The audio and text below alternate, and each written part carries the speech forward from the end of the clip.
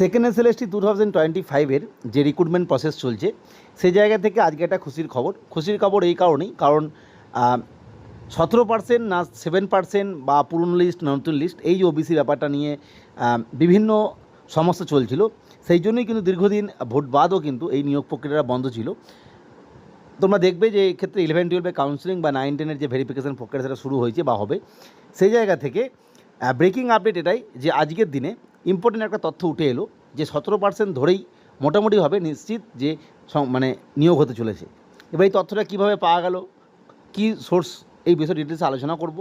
তোমরা যারা এই পরীক্ষার সঙ্গে যুক্ত অবশ্যই ওবিসি রিলেটেড অর্থাৎ ওবিসি ক্যাটাগরির মধ্যে পড়ছো তারা অবশ্যই ভিডিওটি স্কিপ না করে পুরোটি দেখো। আজকের দ্য টেলিগ্রাম ক্যালকাটা ভার্সন যেটা সেই যে পেপার সেখানে ইম্পর্টেন্টভাবে অর্থাৎ 6 আগস্ট 2025-এর যে বিষয়টা উঠে এসেছে সেটা যদি আমরা দেখি তাহলে পেপারে যে ইম্পর্টেন্ট এখানে একটা তথ্য উঠে এসেছে, SSC to recruit teachers with 70% OBC quota. অর্থাৎ এখানে কিন্তু ইম্পর্টেন্ট বিষয় এটা, যে তথ্যটা তুলে ধরা হচ্ছে এখানে স্টাফ রিপোর্টের মাধ্যমে যে এই নিয়োগ প্রক্রিয়াটা 17% ধরেই হবে।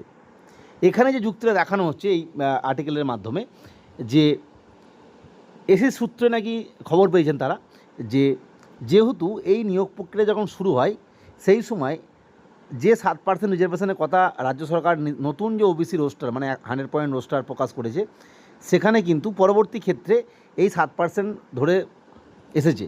তার আগে কিন্তু 17% ধরেই যে নিয়োগ প্রক্রিয়া হবে সেটা গেজেটে লেখা ছিল।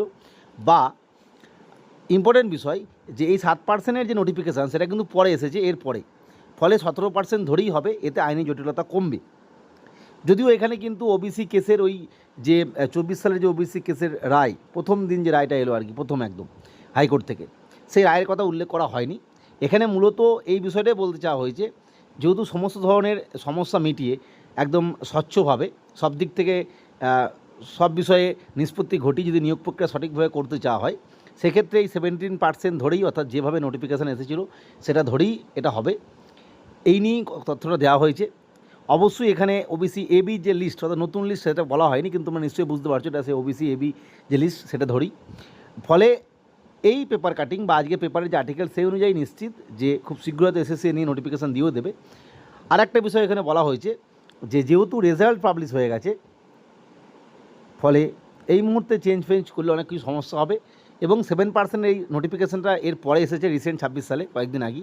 এই 7% বলতে অবশ্যই হাইকোর্টের রায় নয়, এটা হচ্ছে রাজ্য সরকার যে নোটিফিকেশান দিয়েছে যে 7% ধরে রিক্রুটমেন্ট হবে পরবর্তী ক্ষেত্রে সেই বিষয়টা। ফলে যেহেতু এটা আগে এসেছে এই ধরেই নিয়োগ প্রক্রিয়া হবে, এটাই কিন্তু এই টেলিগ্রাফ পেপারের এটা উঠে এসেছে। এবার এসএসসি খুব শীঘ্র হয়তো এই নিয়ে নোটিফিকেশান দিয়ে দেবে বা ফাইনাল যে পিভিআর চলছে, মেডিকেল চলছে, সেখানে দেখলে তো তোমরা বুঝতে পারবে যে এই বিষয়টাই হতে চলেছে। যাই হোক, অবশ্যই আমাদের পরবর্তী ক্ষেত্রে এসএসসির যে ওয়েবসাইট বা তার যে বিভিন্ন অর্ডার তার দিকে নজর রাখতে হবে।